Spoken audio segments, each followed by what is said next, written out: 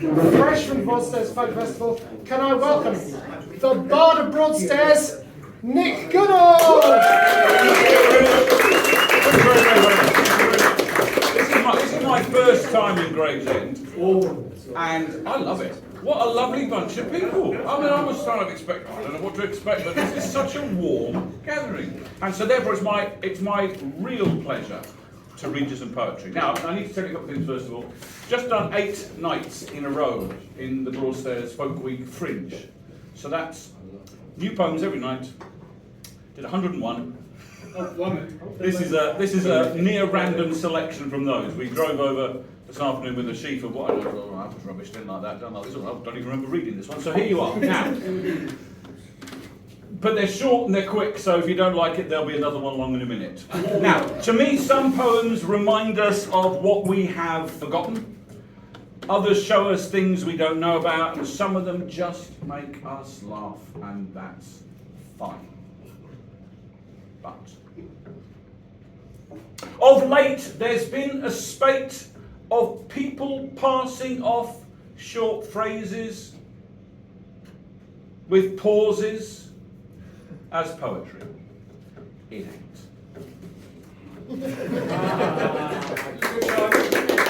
This one, dedications, I barely know the woman, but Tracy, you can have this one. This is for you. I asked a couple of questions earlier on. This is a kind of a standard one I do. And it's written on the back of the Thanet Beer Festival, rest in peace, which I played a few years ago.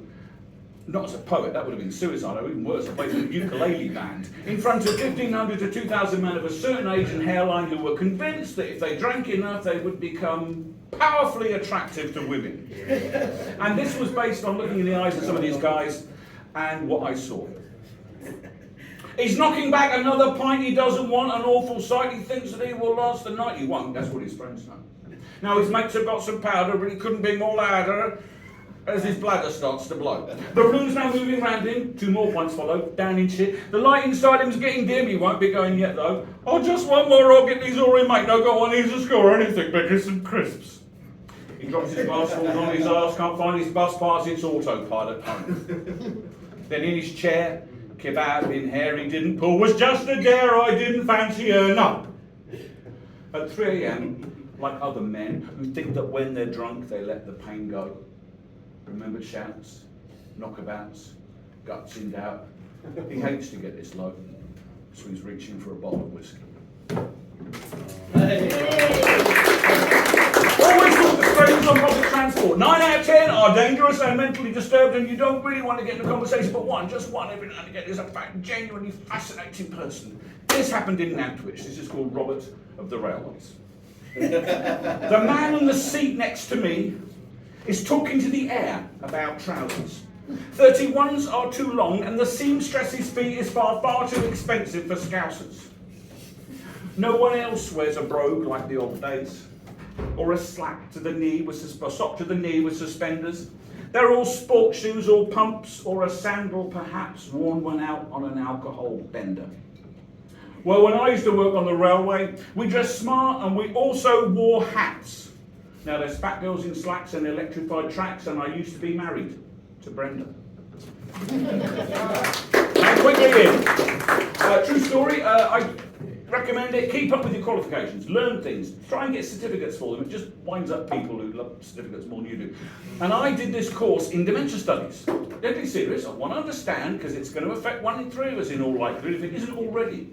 So I did this course, that was it, fine, moved on.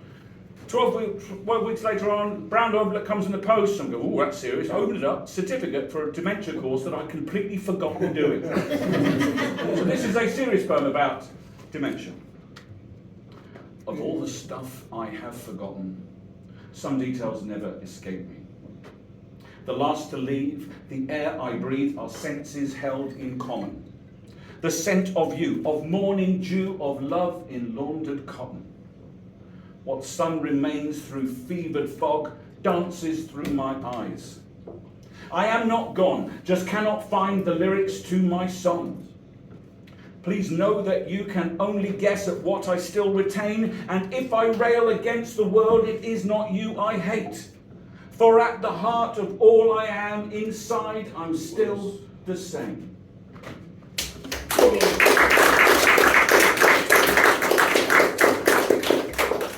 Do you remember when you last felt lust, when you really, really wouldn't, but you absolutely must, when the red mist rises but there isn't all the sands, and if there is any alternative, well, it isn't in my hands. So you can conjure up how that really, really felt when the smell of burning rubber was an asphalt melt, and you no longer cared at the cost of your drive. You're connected with the primal and you're feeling so alive. When it ebbs away and you don't know what to say, if you're really, really lucky, you will live another day.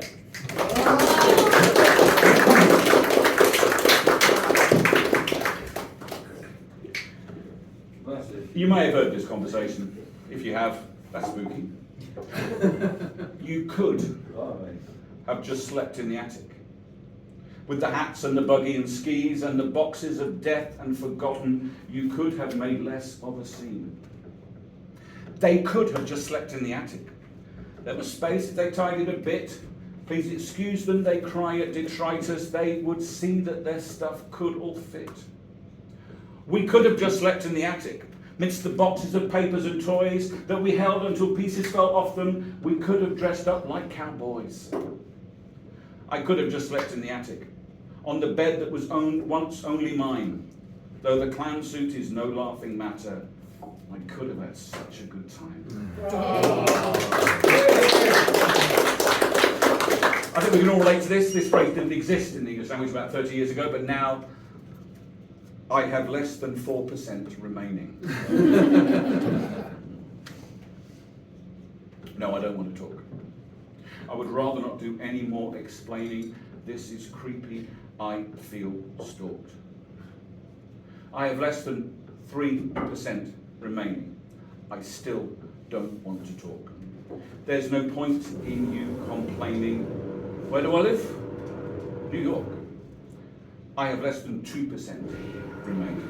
How did we ever get to this place? I mean, of all the people who could have found each other, why did this happen to you and me, the last representatives of the human race?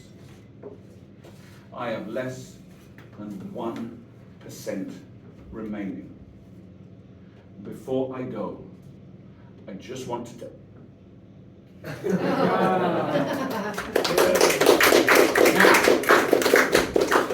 personal stuff. I was online abused this morning. No. I was. I think technically it's a hate crime. Somebody, I have their name, and it's going to cut me up a bit. This talked about somebody who's been a great poet, and then said I was a performance poet, implying it's a lower class. And I say this to you, I know where they live. Okay, but on the same token, I think a lot of us are motivated not by how happy people are, but how relatively unhappy they are compared to us. So this is for all of you feeling guilty. I met with you this afternoon ostensibly to see how are you doing, how's your life, are you unhappier than me? I thought that you had much the same in mind. My disappointment with life's cards were what you hoped to find. It's why we fools use socials. It's to satisfy us that, compared to us, it's not so good, and on you fate has shat. I was let down, you're doing great, and joy filled every word. You wished me well and buoyed me up. What a wonderful, wonderful world. Trigger warning. Trigger warning, this potentially refers to animal sex. It's called a blowfly and a glowworm. So you're probably right. A blowfly and a glowworm, they went out on a date. The blowfly hoped it would be shit. The glowworm, that it's late. The blowfly didn't last that long. The glowworm was, well, dim. The blowfly didn't hang around. The glowworm eventually went out alone. I love this poem. Now, see, to me, I could bang on for hours about my views on poetry, and you just want to go, oh, that's all right. So I'll stick with there, that's all right. But every now and again, you just hear words, and they just make such a lovely sound when you roll them together, and that's what I really, really like. And this was based on sitting in a church at a poetry festival. Dear God, what was I thinking? And just having to survive by looking at how people were dressed. This is called Yesterday. In old back world where the skirts of girls bear buttons and jetons of mother of pearl and discs that whirl with Moroccan memory twirls, and the last romance was a Bedouin dance with a healer from Belgium on holiday. In the late 1980s when Patchouli came back with her masters on track, but she still kicked him square in the ghoulies. I know that. We workshop that one usually in small groups and try and understand where that was going in understanding modern life. Sometimes, though, we're just really quite tragic poets. They're just basically frustrated musicians. Because if we were musicians, we'd be so bad we wouldn't go and see ourselves. So this is recognition of that proxy. It's called Long Way to the Top. I want to be on your cool band's poster, see my name up in lights. I want to be a rock and roll poser, feel I'm part of the gig tonight. I want to get me a funky lanyard and a shiny fabric wristband, ideally one with AAA on it. I'll tour anyway, even if it's Iceland. I want to help myself be a rider, hanging around with the cooler kids, drink myself stupid on 8% cider, boast one day to indifferent grandkids.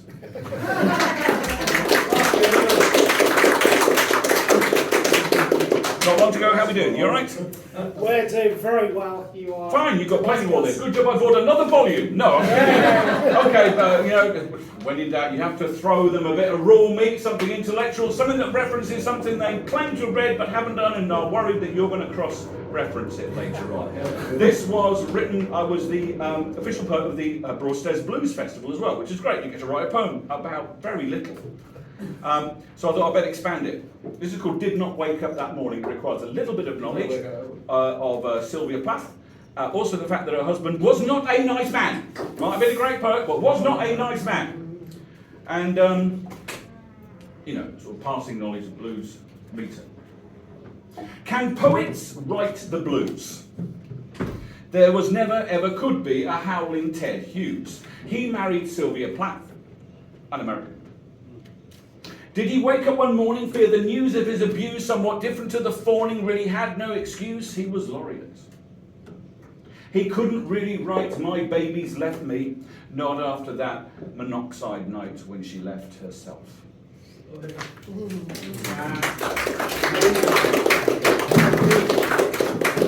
I have 2 hands, but I need 3. One to hold you, 1 for us 2, and 1, if I remember, for me. Because I forget, ever since we met, I've seen only you, and if with me, us 2.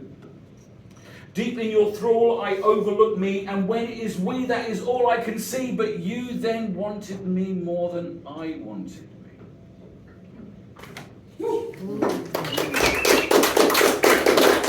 Been on an all-inclusive holiday. Anybody been on an all-inclusive holiday? Then you will have seen the carnage that is the buffet and the inexplicable phenomenon of perfectly healthy people saying, no, all of it must go in. And you may have even done it yourself. And so we went away and we watched just incredible feats of digestion. Or its proxy, putting it all in your handbag for later. Top tip. Now, I had to write about it. Mr. Six Eggs, with the spindly legs, is drinking the dregs of the all-inclusive booze from plastic cups, ringing the pool like German schoolkids. Patrolling like a wader on the low water line, waiting for the worms to pop up. Or perhaps he's a gull looking for the fishing boat. He's certainly a gannet.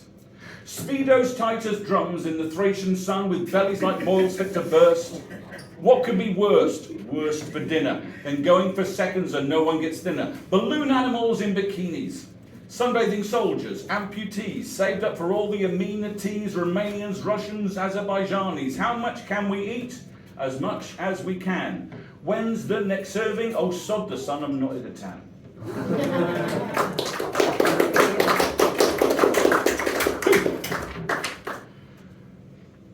This is a documentary in a poem. This actually happened on a bus in that fancy London.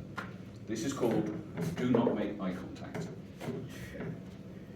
Russell in a ruffle held a raffle for some raffia. Terence in observant set the tariff for the taffeta. Alice without malice called on Bacchus with her chalice as a lovely chap named Kwame made macrame for the Salvation Army. And someone christened Merrick wore his dreadlocks like Bo Derek, while the rest of us on the Camberwell bus turned and looked away.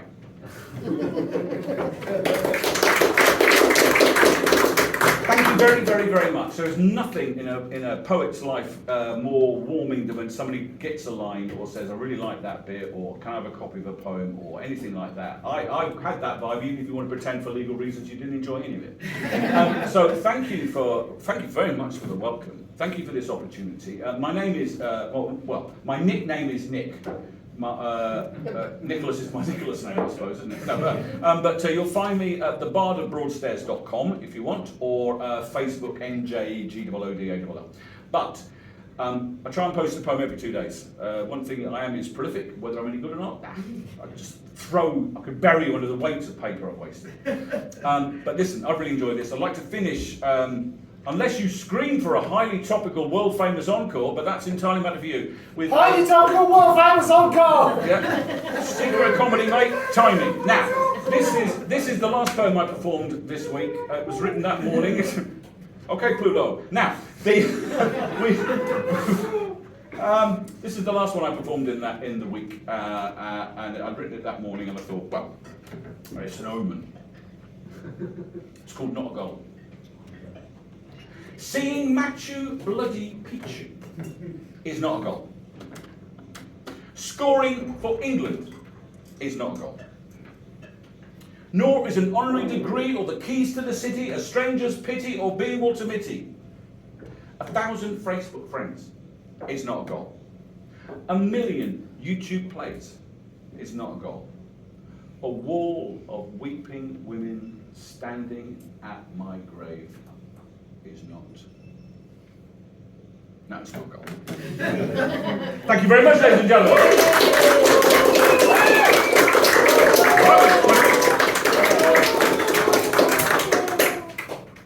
No, really. If you insist. So, this is. I don't know why this one is so popular.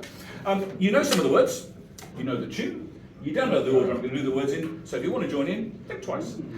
This is for anybody who travels the train line between St Pancras and my part of the world out in Thanet. And it was first performed in a place of worship, albeit a place of worship of beer. This is the St Pancras Prayer, the new Thanet Parkway edition. Let us begin with thoughts for Ashford and for Canterbury West and all stations on the Dover branch and all stops in between, especially plucky little Sturry. For Stratford International to travel through Herne Bay, high speed via Faversham be thy name. Thy Rainham come, Strood will be done in Chatham as it is in Rochester. Give us this day our sitting born and forgive us our Westgates as we forgive those who Birchington on sea against us. And lead us not into Ebbsfleet, but deliver us from Margate. For thine is the Bubble, the Chesterfield and Swalcliffe, and Gillingham. For Ramsgate, Dumpton, and Broadstairs, Gravesend.